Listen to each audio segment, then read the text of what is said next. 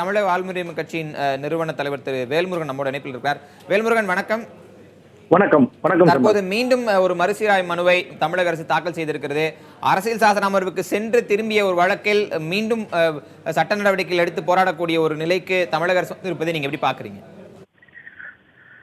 கண்டிப்பா இந்த நடவடிக்கையை நான் உண்மையிலே வரவேற்கிறேன். காரணம், தமிழக அரசு தனக்கு இருக்கிற அதிகாரத்தை மூலமாக நடவடிக்கை எடுப்பதற்கு முன்பாக தனக்கு இருக்கிற சட்டம் சார்ந்த நடவடிக்கைகளை அவர்கள் படிப்படியாக மேலே சென்று கொண்டிருக்கிறார்கள். பேரறிவாளன் உள்ளிட்ட 7 விடுதலைக்கு என்பதாகத்தான் நான் பார்க்கிறேன்.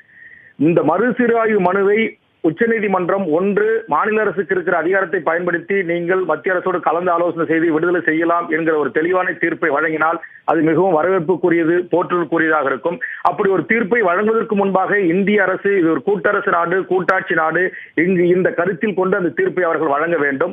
அதற்கு ஏதுவாக இந்திய அரசினுடைய வழக்கறிஞர்களும் அதற்கு ஏதுவாக அவர்கள் இந்த மறுசீராய்வு மனுவினுடைய விசாரணையின் போது பதிலளிக்க வேண்டும் என்று நாங்கள் எதிர்பார்க்கிறோம்.